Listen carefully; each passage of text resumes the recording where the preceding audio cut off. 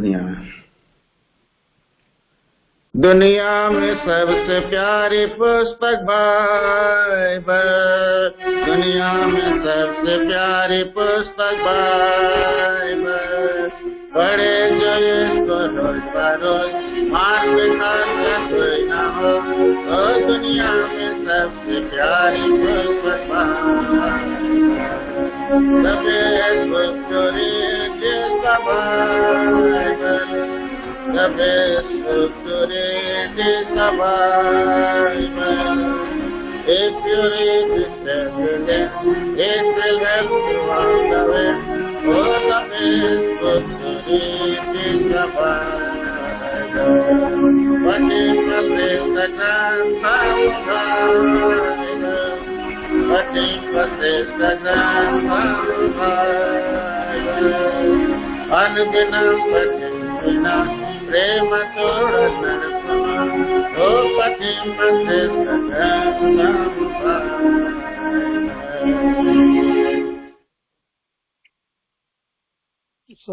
सबको जय मसीह की। जय मसीह। जय मसीह की। जय मसीह की। जय मसीह की। आज का portion Joshua chapter 20 verse 7 and 8. We will read all together. Joshua 20 verse 7 and 8. आज हम यहोशू की किताब 20 अध्याय 7 और 8 हम साथ में मिलकर के पढ़ेंगे। And they appointed Kadesh in Galilee, in Mount Naphtali, and Shechem in Mount Ephraim, and Kirjataba, which is Hebron, in the Mount of Judah, and on the other side Jordan by Jericho eastward. They assigned Bezer in the wilderness upon the plain out of the tribe of Reuben, and Ramoth in Gilead out of the tribe of Gad, and Golan in Bashan out of the tribe of Manasseh. May the Lord bless this word and speak to us this evening. प्रभु इन पवित्र शास्त्र के भाग को हमारे लिए आशीष करे और इस संध्या के समय हमसे बातें करे। Let us pray. आइए प्रार्थना करेंगे।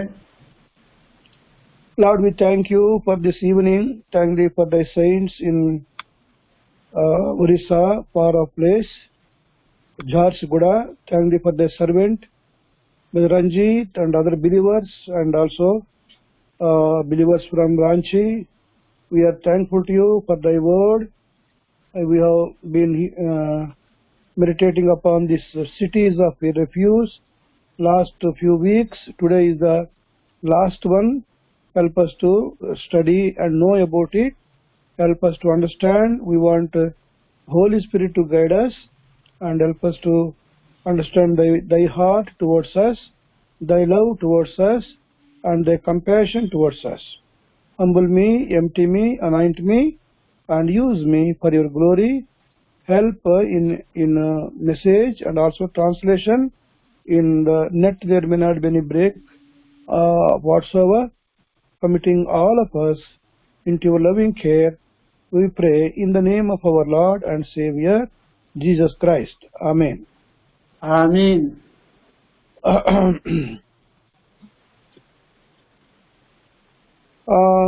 We have been meditating cities of refuge in this book of Joshua chapter 20. हम यहोशू 20 अध्याय में शरण नगरों के बारे में ध्यान कर रहे हैं। God made provision to Israelites. By chance, if anybody commits mistake, they should not be killed. They should be protected.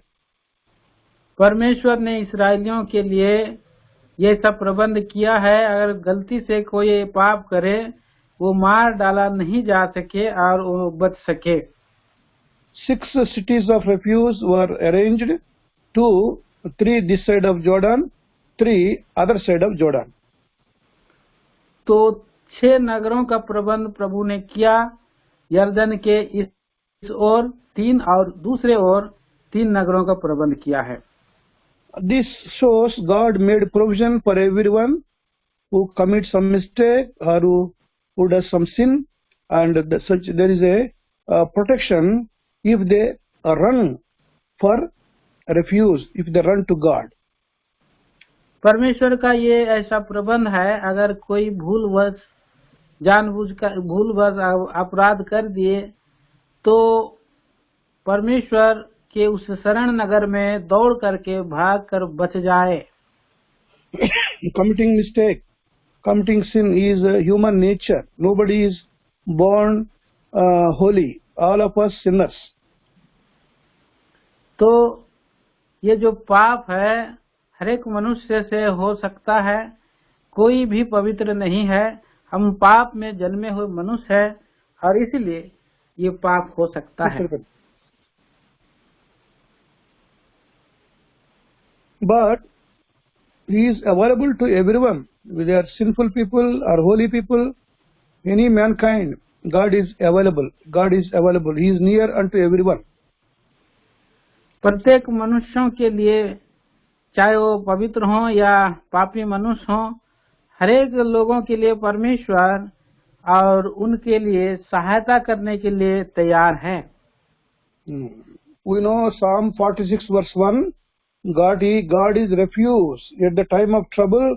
He is very near unto us. Psalm 46 verse 1.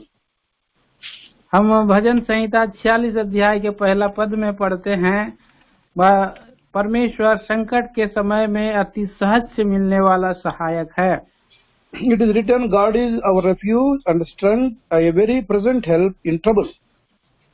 वहाँ लिखा हुआ है, और संकट के परमेश्वर हमारा शरण स्थान और बल है, संकट में अति सहज से मिलने वाला सहायक। This verse gives us a wonderful promise that any trouble we have, there is somebody who receives us, who answers us, who protects us, who helps us. और ये परमेश्वर का एक अद्भुत प्रतिज्ञा वचन है, जो कोई भी समस्या में हो, संकट में हो, और उसकी रक्षा करने के लिए, उसकी सहायता करने के लिए, उसको बचाने के लिए और अति सहज से वो मिलता है।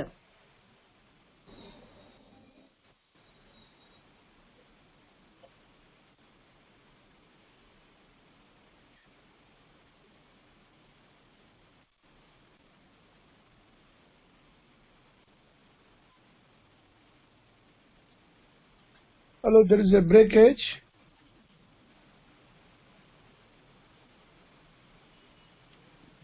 पार्डन में अभी एक फोन कॉल आया, ब्रेक हो गया, अभी ठीक है।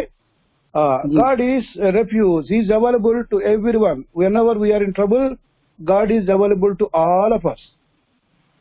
तो परमेश्वर हमारा शरण स्थान है। हम कहीं भी संकट में रहे तो परमेश्वर अति सहज से मिलने वाला सहायक है। Out of 6 cities of refuge, 5 we have already seen earlier. तो 6 नगर में से हम लोग 5 नगर को पहले से देख चुके हैं। First one is Kadesh. Kadesh means holiness, holiness. पहला नाम है केदेश। केदेश का मतलब है पवित्र। God is holy, we are unholy, but God came to us and He washed us and He made us holy. हम अपवित्र हैं, लेकिन परमेश्वर पवित्र है, और परमेश्वर इसलिए आया कि हम अपवित्र लोगों को पवित्र बनाएं। It is a mystery how an unholy man becomes holy without doing anything, but just by believing in Lord Jesus Christ, unholy man is made holy. ये एक भेद है कि मनुष्य बिना अपने परिश्रम मेहनत से वो कैसे एक पापी मनुष्य और प्रभु यीशु पर विश्वास करने के द्वारा पवित्र बन सकता है। That is the meaning of Kadesh, means holy. God is holy. और इसका अर्थ है केदेश। केदेश का मतलब है परमेश्वर पवित्र है। Second one is Shechem. दूसरा है Shechem. Meaning of Shechem is God gives us rest. It is a rest from every trouble, rest from every sinful life. Shechem का मतलब है विश्राम, चाहे वो और संकट की परिस्थितियां हो, चाहे वो पाप की दशा हो, और सब बातों में से प्रभु विश्राम देता है। He is the God who removes all our burdens and make us light, and he carries our burden upon him. वो हमारे सारे बोझ को उठा करके हमें और वो हल्का करता है ताकि हम प्रभु के ऊपर सारा बोझ डाल दें। Psalm 68 verse 19 says, He is carrying our daily burdens upon him. Every day our burden is upon him. Psalm 68:19. भजन संहिता 68 अध्याय का 19 पद के अनुसार प्रतिदिन परमेश्वर हमारा बोझ उठाता है, वही हमारा उद्धार करता है। Psalm 68 verse 19 I am reading. Blessed be the Lord God who daily loadeth us with benefits, even the God of our salvation. He carries our burden, also He blesses us every day. लिखा है, धन्य है प्रभु जो प्रतिदिन हमारा बोझ उठाता है, वही हमारा उद्धार करता है। न केवल हमारा बोझ उठाता है लेकिन हमें वो आशीष देता है। So Shechem means He bears our burdens, He carries our burdens, and also He blesses us. तो शेकेम का मतलब है वो हमारे पाप का बोझ को उठाता है, हमारे समस्या का बोझ को उठाता है और हमें आशीष देता है। Third cities of refuge is Hebron. तीसरा हम शरण नगर देखते हैं, वो है Hebron. Hebron means fellowship. Hebron का मतलब है संगति। 3 fellowships we have seen while considering Hebron. Fellowship with God. 3 हम लोग संगति के बारे में देखा है। पहला संगति परमेश्वर के साथ, Our fellowship with the Church of Living God. और हमारी संगति जीवित परमेश्वर की कलीसिया में। Also our fellowship with co-believers. That is what is required. और हमारा संगति सह विश्वासियों के साथ जो हमारी आवश्यकता है। Many are not able to enjoy the power of God, presence of God, because we lack in fellowship with God, with the church, and with co-believers. बहुत तेरे हैं जो हम परमेश्वर की सामर्थ और परमेश्वर का और उपस्थिति से हम दूर रहते हैं, क्योंकि हमारे परमेश्वर के साथ और कलीसिया में विश्वासियों के साथ सही संगति नहीं करते हैं। Just going Sunday to church and coming back doesn't give us full satisfaction and fullness of God.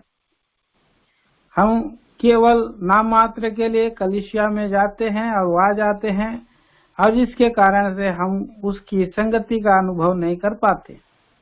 Every believer should have close walk, close fellowship with our God, with our Savior Jesus Christ. प्रत्येक विश्वासियों को प्रभु परमेश्वर के साथ नजदीकी का संगति रखना है। We need to have close fellowship with the Church of God. हमें कलीसिया के साथ भी नजदीकी का संगति रखना है। We should maintain a family relationship with church.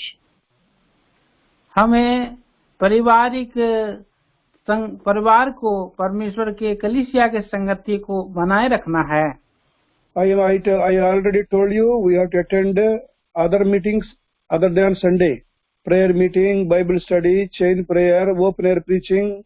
All these things we should be associated. तो मैंने बता चुका हूँ, और चर्च प्रभु का दिन के साथ सारे चर्च कलीसिया के और चाहे कॉलेज मीटिंग हो, अनेक सारी संगति में मैं बना रहता हूँ। And other thing is very important. We should have fellowship with other believers, with the other believers. और हमारे लिए एक बहुत महत्वपूर्ण बात है कि हमें कलीसिया के साथ अन्य विश्वासी भाई बहनों के साथ हमारी संगति बनी रहनी है। Every believer should know our house. We should know their house. So that means we should visit each other. We should have close fellowship with each other.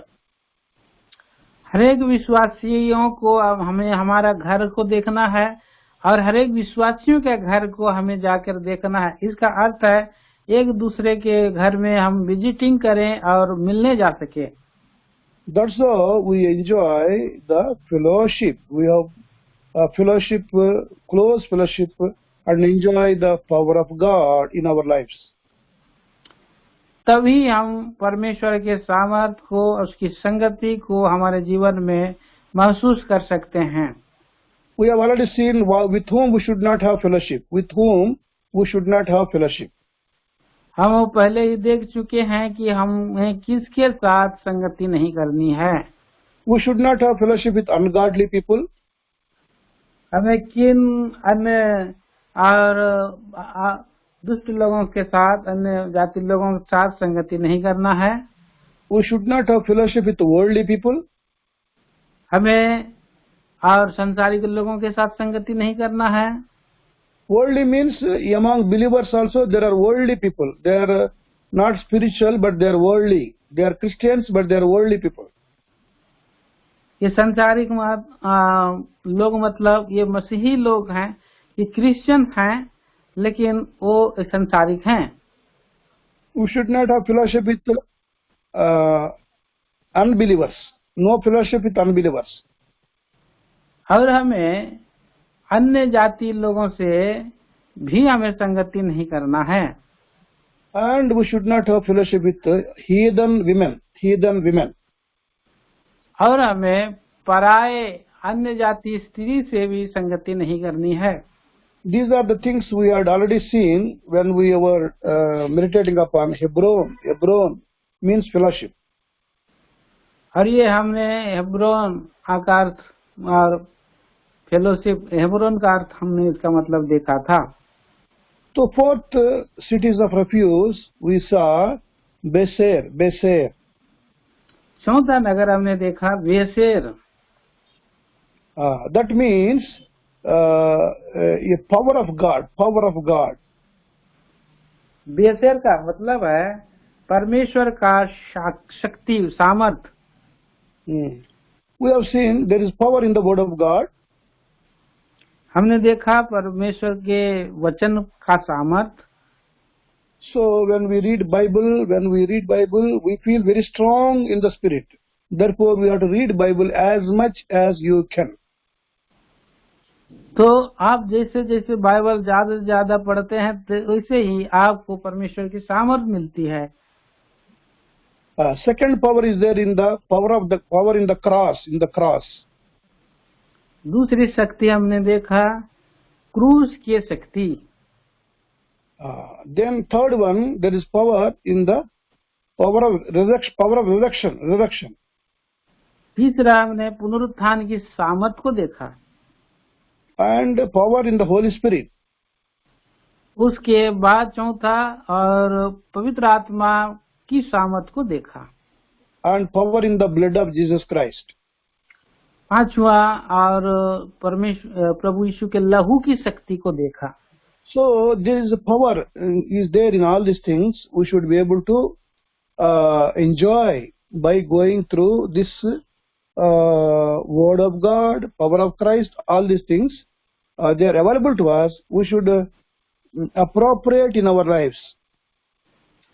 तो ये सारे सामर्थ को प्रभु यीशु मसीह के द्वारा हमारे जीवन में लागू होते हुए देखते हैं।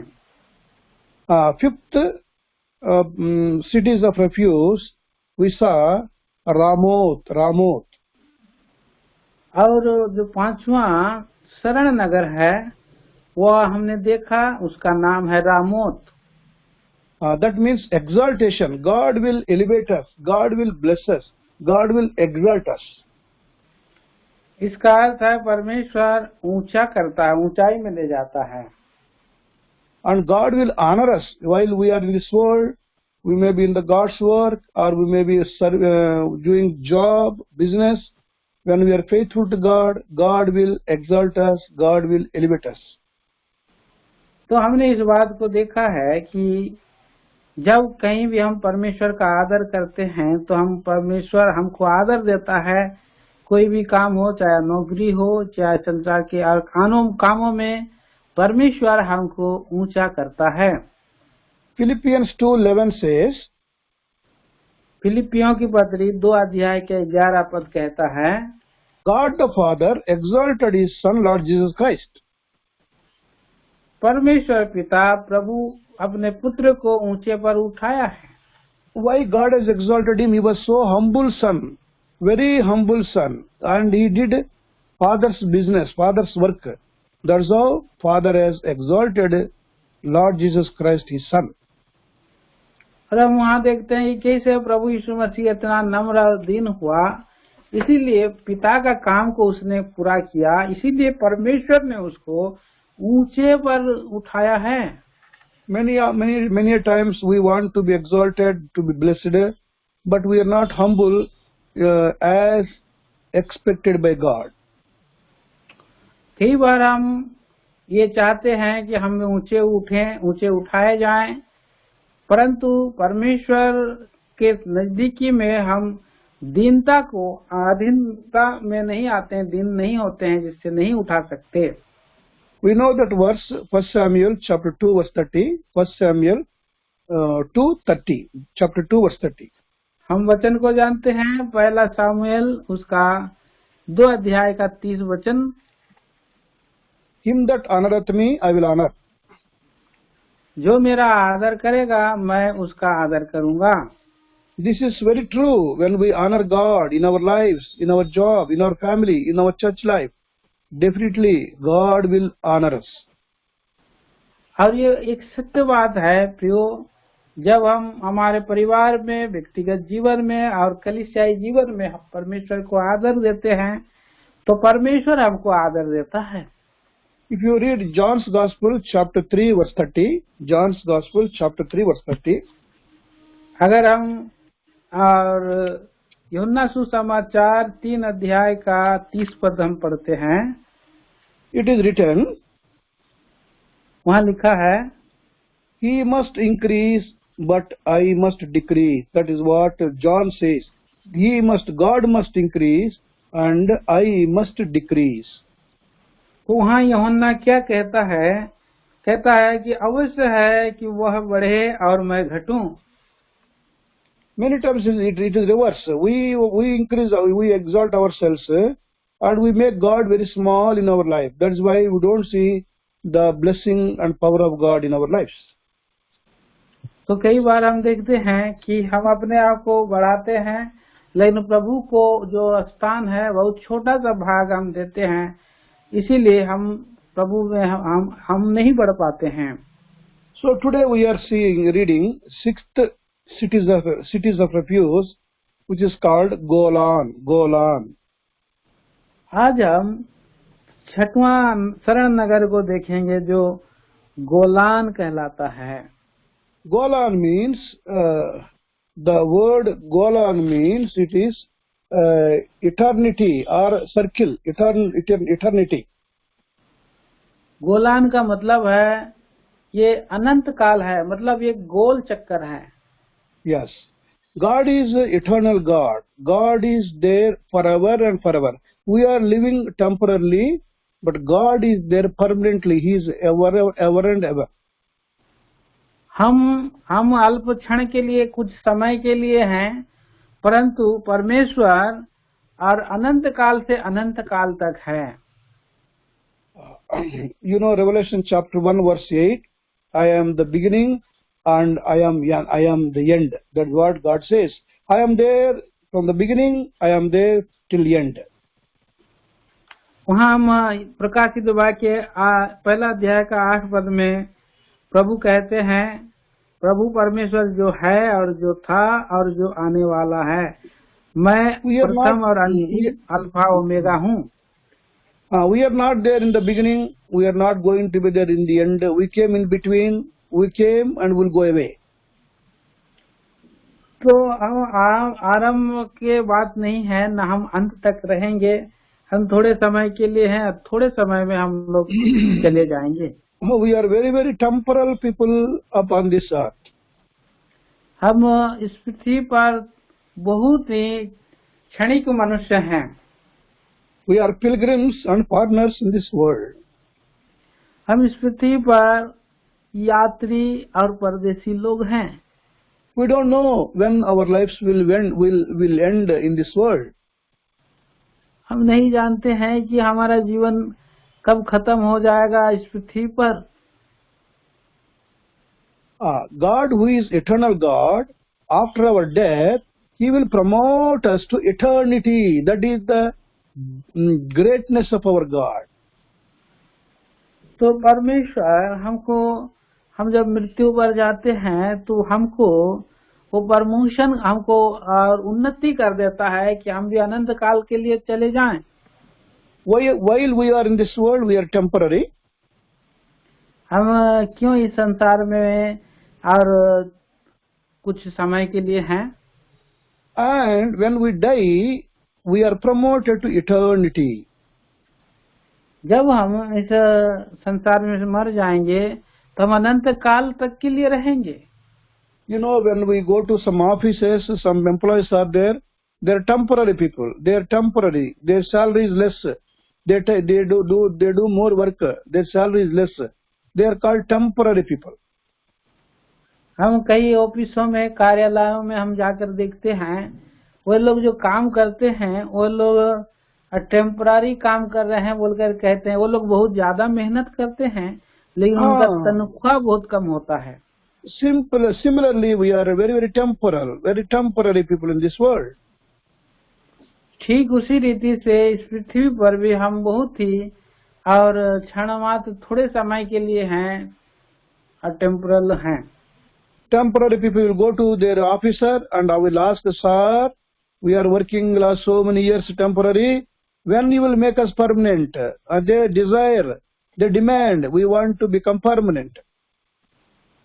तो बहुत काम करने के बाद उनके कार्यालय के मुखिया के पास, ऑफिस के ऑफिसर के पास जाते हैं और विनती करते हैं, कहते हैं हम इतने साल काम किए हैं इसीलिए हमें और परमानेंट कर दीजिए बोल करके वो लोग विनती करते हैं। People, nobody would like to continue as a temporary, they want to be permanent. और कोई भी मनुष्य जो है कि नहीं चाहता है कि वो जो रहे कि टेम्पररी रहे, परंतु वो हमेशा परमानेंट बना रहे बोल के वो लोग चाहते हैं। In the Bible, New Testament, Apostle Paul told God, Lord, I don't want to live here. I want to die. That is gain. If I die, I'll become permanent. I'll be in eternity with God. और पौलुस प्रेरित भी का भी ये चाहना है कि वो प्रभु, मैं चाहता हूँ कि आपके साथ रहूं और ये मेरे लिए एक अच्छा है बोल करके उनकी इच्छा है। But we will never pray to God like Paul, Lord, we want to come to you, take us safe, faster, take us to eternity. But in other words, we would like to stay here in this world long years, live long years. It is good, but even after 100 years, we have to go from earth to heaven. तो ऐसा पौलुस जैसे प्रार्थना करता है वैसे हम लोग प्रार्थना नहीं करते हैं। हम लोग चाहते हैं कि पृथ्वी पर और दिन हम थोड़े समय रहें, इसलिए से हम प्रार्थना करते हैं। So Golan means eternity, eternity, eternity. और जो गोलान का मतलब है अनंत कालिक, अनंत कालिक। In Isaiah chapter 9, verse 6, God has got 5 names there. 5 names there. In that, one is eternal God. Isaiah 9:6.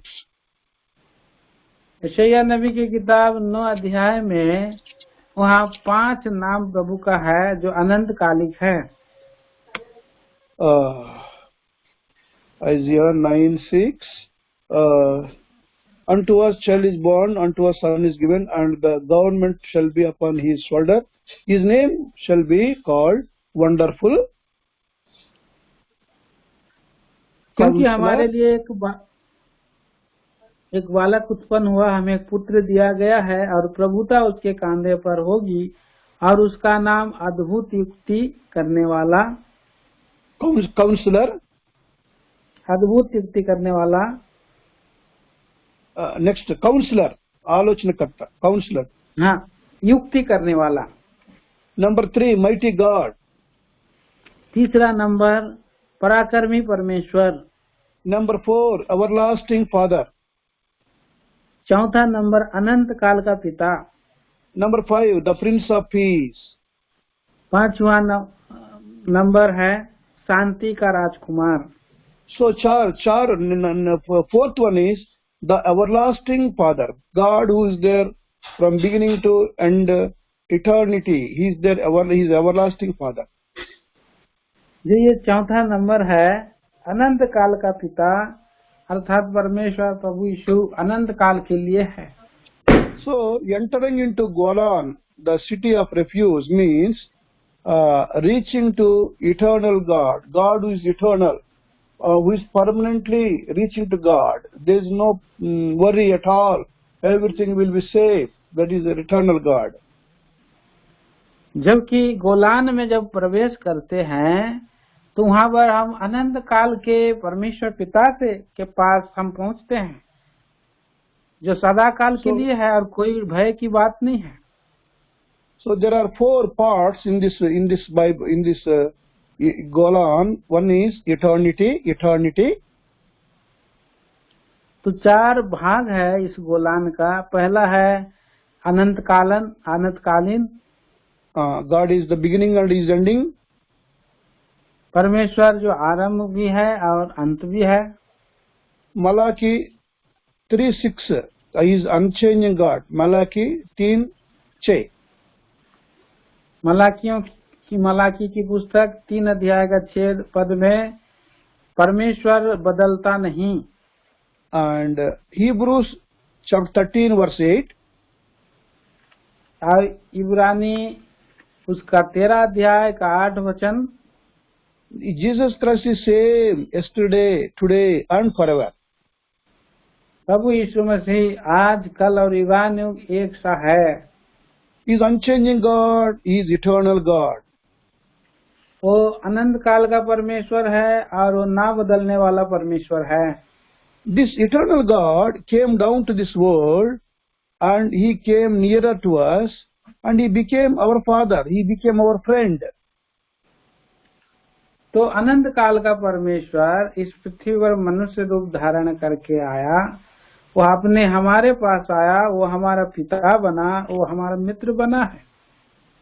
In Golan, secondly, he is a divinity. He is eternity and he is a divinity. He is a divine God. और Golan का अर्थ है, दूसरा अर्थ है वो एक ईश्वरीयता, देवीता परमेश्वर है। Matthew chapter 16 verse 16. मत्ती सुसमाचार उसके 16 अध्याय का 16 वचन। Jesus Christ asked Peter, what people thinks about me? What you think about me? पतरस को पर प्रभु यीशु मसीह ने कहा, परंतु तुम मुझे क्या कहते हो?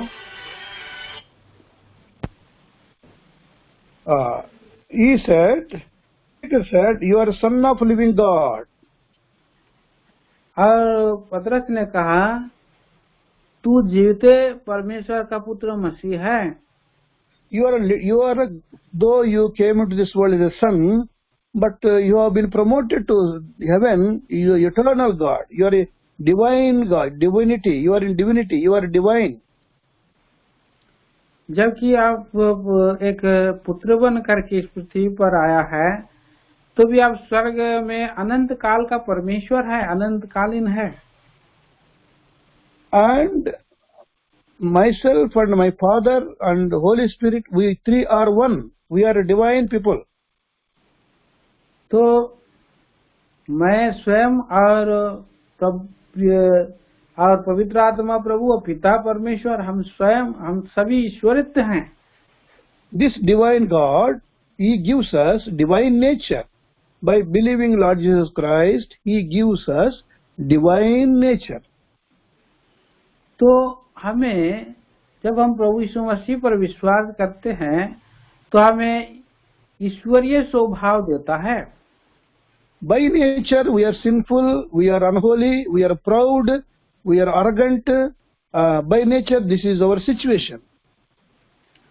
हमारा स्वभाव से ही, जन्म से ही हम पापी हैं और हम जो है घमंडी हो सकते हैं, हम झगड़ालू हो सकते हैं और हमारा स्वभाव बिगड़ा हुआ हो सकता है। By believing in Lord Jesus Christ, God gives us divine nature. प्रभु यीशु मसीह को ग्रहण करने के द्वारा परमेश्वर हमें ईश्वरित्व गुण स्वभाव देते हैं।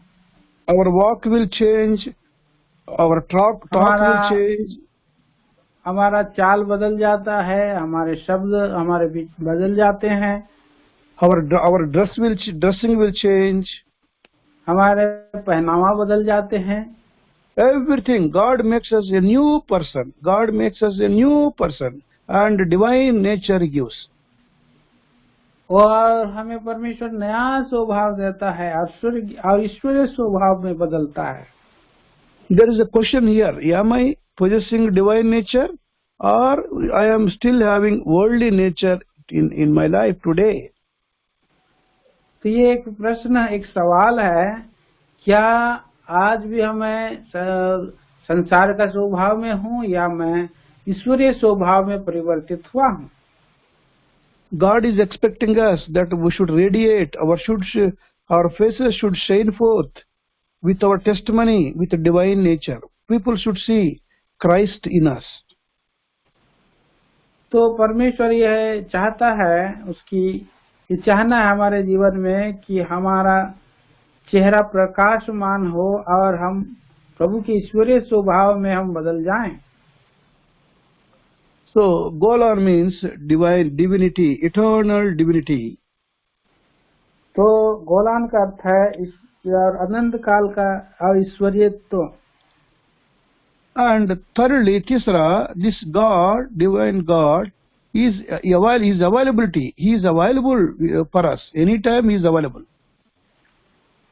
और जो तीसरा गुण है वो सर्वदा मिलने वाला है, हमेशा और उपस्थित रहने वाला है। People in this world, if they are big people, ministers, high-ranking people, we cannot go to them.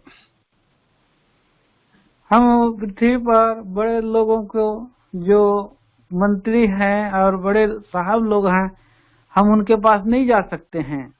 We should take appointment and go to them. हम उनके पास जो है और पहले अपॉइंटमेंट लेते हैं, उसके बाद ही हम जा सकते हैं। Today, one of my colleague, my person working with me, he told me last year he went to one collector to give Diwali sweet packet. He went to a collector to give Diwali sweet packet. और मेरे सहकर्मी थे, मेरे साथ में रहते, और पिछले दिनों में वो कलेक्टर के पास और दीपावली का मीठा लेकर के गए। Morning 7:30 he went to his office and he could not get his appointment. Evening 7:30, after waiting 12 hours, he got appointment, collector appointment. और वो सुबह 7 बजे गया, लेकिन वहाँ पर रहा और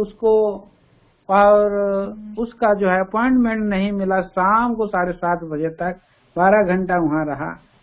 After going inside with the sweet packet, after waiting 12 hours, collector told him, I am sorry, I cannot take this packet. आप वापस ले लो, वापस लेके जाओ। तो उन्होंने, आज जब स्वीट लेकर के गए तो और जो कलेक्टर थे उन्होंने माफी मांगी और मैं इस स्वीट को वापस मैं नहीं ले सकता हूँ, इसे आप वापस ले जाइए। To meet human being, a person taken 12 hours, but God is not like that. God is waiting for us. He wants to meet us. He is available any time, round the clock. He is available to any sinner or any saint. तो प्रिय भाई बहनों, वहाँ पर हम देखते हैं कि मनुष्य इस पृथ्वी पर और हमेशा और मौजूद नहीं रहता है, परंतु हमारा प्रभु परमेश्वर हमेशा और हमारे सामने में उपस्थित रहता है, मौजूद रहने वाला है और कभी भी वो आप जा सकते हैं। It is a wonderful comfort when it any part of night, any part of the day, any time we can go to him and call upon his name. और ये हमारे लिए कितना ही और एक सांत्वना की बात है कि आप चाहे रात के कोई भी पहर में हो, दिन के कोई भी समय में हो, कभी भी आप सहायता के लिए प्रभु के निकट में आप जाकर पुकार सकते हैं। We know one verse, Psalm 121 verse 4, 121 verse 4. और हम इस वचन को जानते हैं, भजन संहिता 121 अध्याय इसके 4 पद को।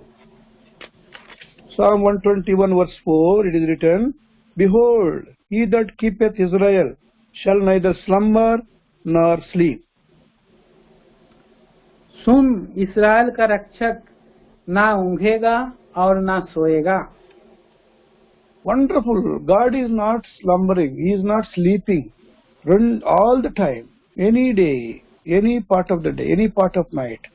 He is available. We can go to him. He is available. He is available for any need, for everybody. तो ये एक अद्भुत बात है परमेश्वर का कि वो ना ऊँघता है ना सोता है, कोई भी पहर में, रात में या दिन में, कोई भी समय आप परमेश्वर के पास जा सकते हैं। हर समस्याओं का समाधान और प्रभु के पास है और प्रभु उन सारे समस्याओं से हमें बचाते हैं। Not only is available, but he is coming down to meet us. न केवल वो हमें मिलने वाला है, उपस्थित रहता है, परंतु हमारे लिए वो स्वर्ग से नीचे आ गया है। When Saul, who became Paul, when he was going to Damascus, persecuting the church, God himself went to him and called him by name. जब दमिश्क के मार्ग में जो शाऊल है वो पाउल बन गया है, वो जब जा रहा था अपने लोगों को सताने के लिए, तो स्वयं प्रभु यीशु मसीह वहां पर आ पहुंचा है। Then when Adam and Eve, they were in Garden of Eden, God himself went to them and had fellowship with them. God went to them. और आदम और हवा को भी अदन के वाटिका में मिलने के लिए स्वयं प्रभु यीशु मसीह परमेश्वर उनके पास आते थे। God went to Hanok and he walked with Hanok. परमेश्वर हनोक के पास आया कि उसके साथ वो और चले। And after resurrection, Jesus Christ walked with a stranger walking to Emmaus. और प्रभु यीशु मसीह मर जाने के बाद जी उठ करके एक और यात्री रूप में, परदेसी रूप में और इमाउस के मार्ग में 2 चेलों के साथ चला। Therefore, he is not only available, this God, eternal God is not only available to us, but he is nearer to us. He is near to us. जो अनंतकालिक परमेश्वर है, न केवल हमें मिलता है परंतु वो और अधिक निकट आ जाता है। Many times, many dear ones, they are not near to us, they are not available to us. Our God, eternal God, is always available to us.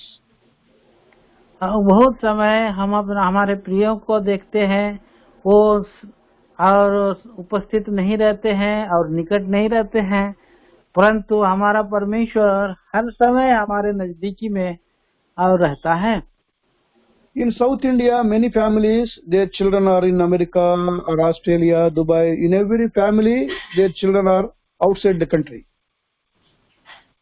जो साउथ और दक्षिण भारत के बहुत सारे परिवार के लोग अमेरिका में या ऑस्ट्रेलिया में और बहुत बाहर देश में और पाए जाते हैं. For example, I have two children, both are not here, they are in Australia. और उदाहरण स्वरूप मेरे दो बच्चे हैं और वो यहाँ नहीं हैं, वे ऑस्ट्रेलिया में हैं.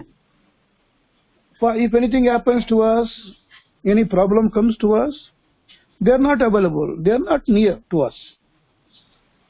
हर कोई भी कारण हो, कोई भी समस्या हो, वो हमारे साथ नजदीकी में नहीं रहते हैं. But God, who is eternal God, He is available to us and He is very near to us for any help. Cry unto Him. He will send help. He Himself will come down. He will come to us. Such a wonderful God we have. लेकिन हमारा प्रभु कितना महान प्रभु है, कितना नजदीक रहता है. किसी भी समय कभी भी आप जब पुकारते हैं तो सहायता करने के लिए निकट आ जाता है. So, eternal God who dwells in heaven, high places, He came down and He is available to us and He is very, very near to us. तो अनंत काल का परमेश्वर, वो परमेश्वर स्वर्ग में रहता है, वो हमसे मिलने के लिए पृथ्वी पर आया और अति निकट आ गया है. Fourthly, He is our safety. He is our safety. चौथा विचार हम देखते हैं, वो हमारा सुरक्षा है. See, in every department, there is a safety department. Their job is to make whole country safe. Safety. और हम देखते हैं कि जब नौकरी में एक भाग होता है वो सुरक्षा का, और देश में एक सुरक्षा का भाग होता है. For our country, there is a defense. This army, air force, navy, they protect our country. They stand in the border day in and day out and be vigilant, and they bring safety to us. तो ये जो देश में सुरक्षा के जो और करने वाले लोग हैं, चाहे वायुसेना के हो, नेवी हो और चाहे बॉर्डर के जवान हो, हमेशा निगरानी करते रहते हैं सुरक्षा करने के लिए. There are lakhs of army people around our line of control, but still enemy people enter into our country and they kill people. So even man cannot bring safety to everybody. तो हम देखते हैं प्रियो, और हजारों लाखों सैनिक देश में हैं और बॉर्डर के लाइन में हैं, फिर भी और शत्रु घुस आते हैं और लोगों को नाश करते हैं कि कोई भी मनुष्य को जो है सुरक्षा नहीं दे सकता है. Man safety, whichever man offering safety is not real safety. जो मनुष्य का द्वारा जो सुरक्षा है वो सच्चा सुरक्षा नहीं है. But eternal God, our God is our safety. लेकिन अनंत काल का परमेश्वर हमारा सुरक्षा है. There is one verse in Old Testament, book of Zechariah, chapter 2, verse 5. Zechariah 2:5. पुराना नियम में जकरिया की किताब 2 अध्याय का 5 वचन हम देखते हैं. Haggai, after this book is there after Haggai, Zephaniah, Haggai, Zechariah 2:5. जकरिया मलाकी से पहले है और उसका 2 अध्याय का 5 वचन. आप थोड़ा पढ़िए रंजित भाई. जकरिया 2:5. यहोवा की यह वाणी है कि मैं आप उसके चारों ओर आग की शहरपनाह ठहरूंगा और उसके बीच में तेजोमय होकर दिखाई दूंगा. Wonderful promise. I will be unto her a wall of fire round about. ये बहुत अद्भुत प्रतिज्ञा है मैं आप उसके चारों ओर आग की शहरपनाह ठहरूंगा। No country can give wall of fire to the any country. Our army, navy, air force, they may build wall along the line of control, but no country can offer wall of fire. Only God will offer wall of fire around us. और ये अद्भुत सुरक्षा है। कोई भी देश, और आप देख सकते हैं, दीवार करता है परंतु बाड़ा करता है, परंतु आग की बाड़ा कोई भी देश नहीं कर सकता है। केवल हमारा प्रभु परमेश्वर आग की शहरपनाह से हमको घेरा हुआ है। We don't have to worry for any for our safety. For God is our safety. He neither sleeps nor slumbers.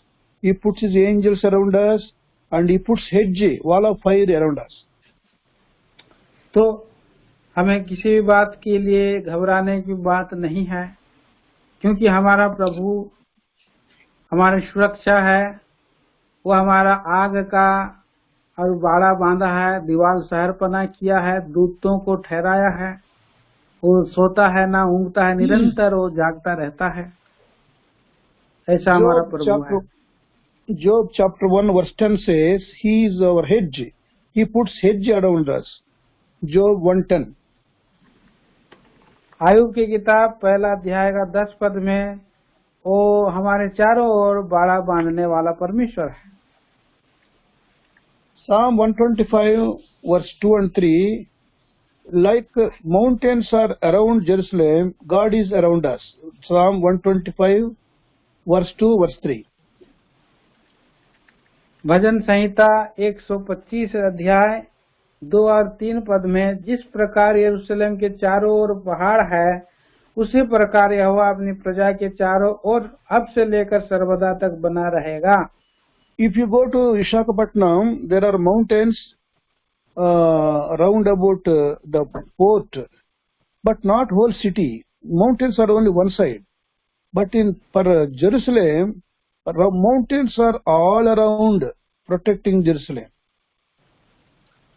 तो आप अगर जाएंगे वहाँ ये विशाखापट्टनम के उस शहर में, तो चारों ओर पहाड़ों का घेराव उस नगर में है, परंतु हमारा प्रभु यरूशलेम में वहाँ पर इस रीति से घेराव है। वैसे ही प्रभु हमारे और चारों ओर शहरपनाह ऐसा बाड़ा बांधा है। Like the mountains are round about Jerusalem, God is round about us. He is always round about us. और जिस रीति से ये पहाड़ चारों ओर से घिरे हुए रहते हैं, उसी रीति से हमारा प्रभु भी चारों ओर से हमें घिरे हुए हैं। So Golan means eternal God, God who takes us to eternity. We are temporal. While upon this earth, we are temporal.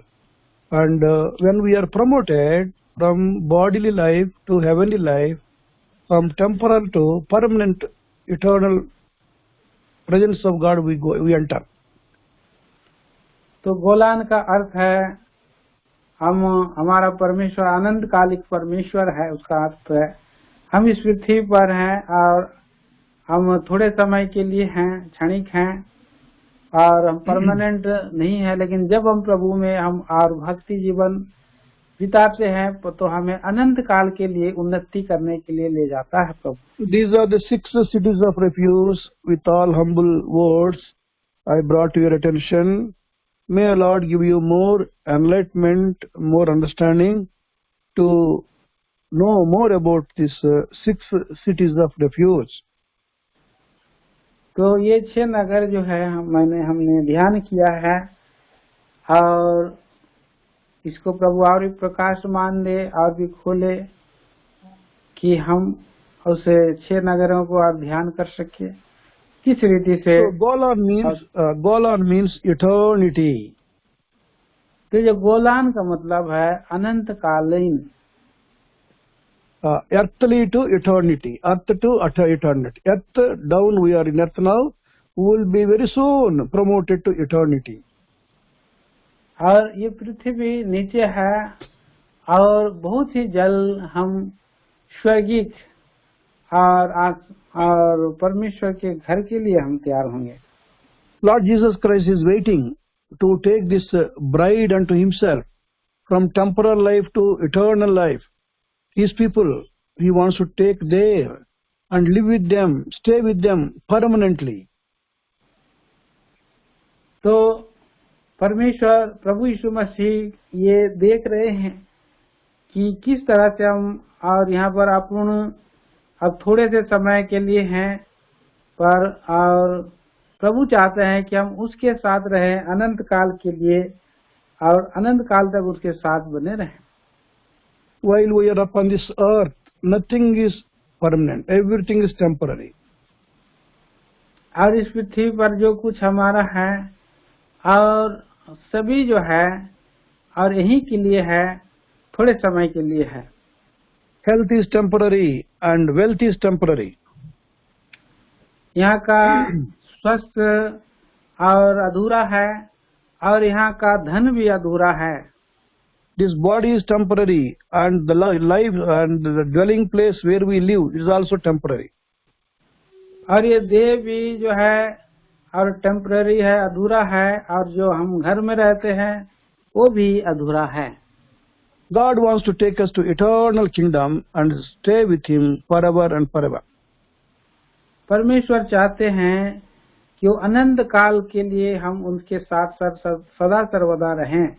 Bride should be with bridegroom continuously always. They should not be separated.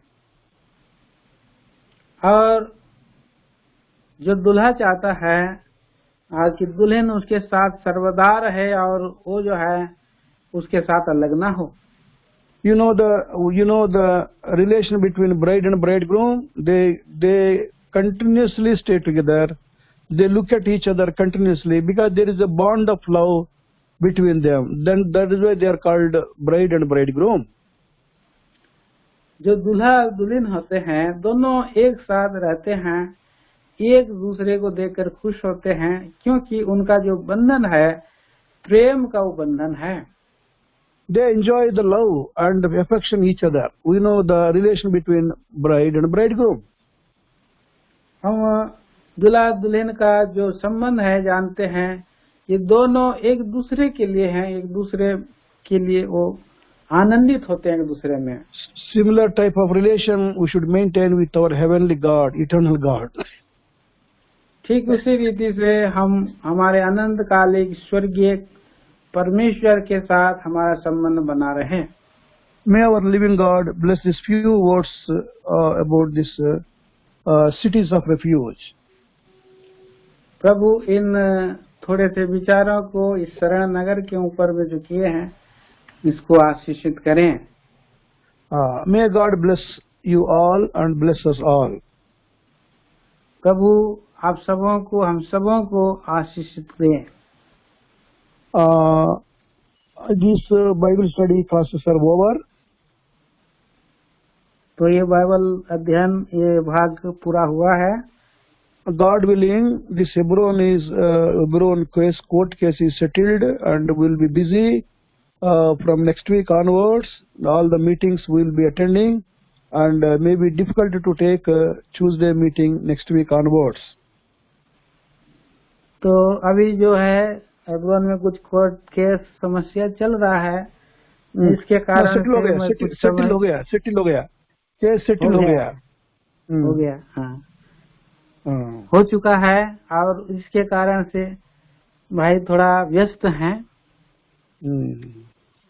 Next Sunday onwards we may be busily engaged in the ministry in Hebron. तो अगले सप्ताह से और थोड़ा व्यस्त रहेंगे। And every Tuesday we have a youth meeting in Hebron. I may have to attend from next Tuesday. तो अगले मंगलवार से जवानों की सभा में वहाँ पर उनकी उपस्थिति रहेगी।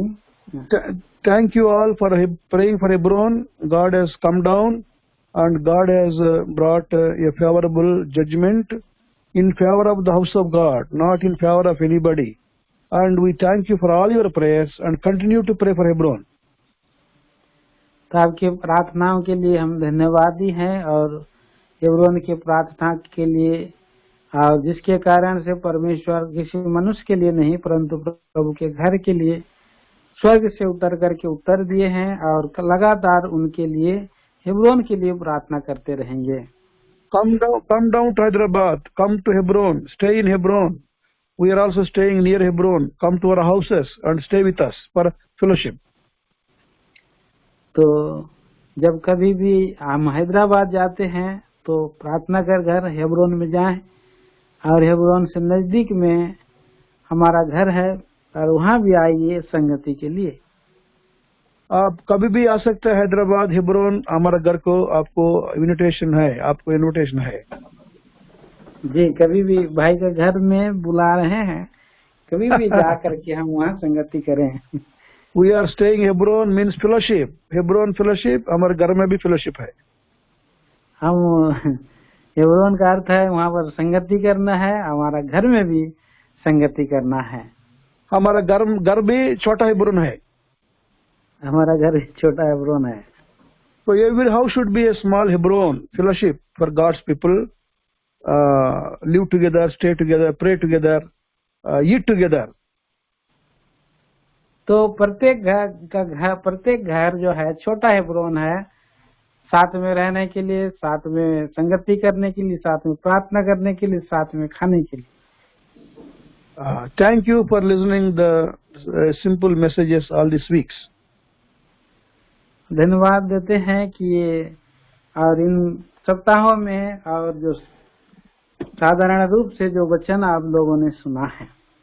God willing, after some time, again, if God permits, I will take some Bible study, not immediately, after some time. अभी तत्कालीन नहीं, लेकिन परमेश्वर अगर अनुमति देते हैं तो फिर कभी बाइबल अध्ययन लेंगे, अभी तो नहीं। Thank you, जय मसीह की। धन्यवाद सबों को, जय मसीह। धन्यवाद सबों को, जय मसीह। दुआ करिए रंजित भाई। जी जी। प्यारे ईश्वर के पिता, महान परमेश्वर, राजाओं का राजा, प्रभुओं का प्रभु जी, हम धन्यवाद देते हैं, आराधना करते हैं, स्तुति करते हैं। प्यारे प्रभु, एक बहुमूल्य अवसर आपने दिया है आपके लोगों के साथ। प्यारे प्रभु जी, हमें प्यारे प्रभु जी इकट्ठा किया, आपको हम धन्यवाद देते हैं।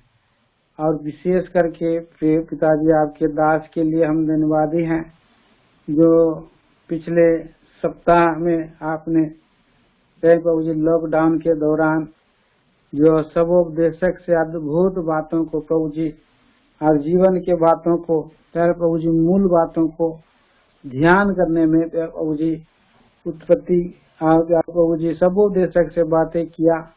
हम धन्यवाद देते हैं। शरण नगर के विषय में भी जो आपने प्यारे प्रभु परमेश्वर अनुग्रह किया, ये 6 शरण नगर को हमने प्रभु जी विस्तृत रूप से ध्यान करने में सहायता किया।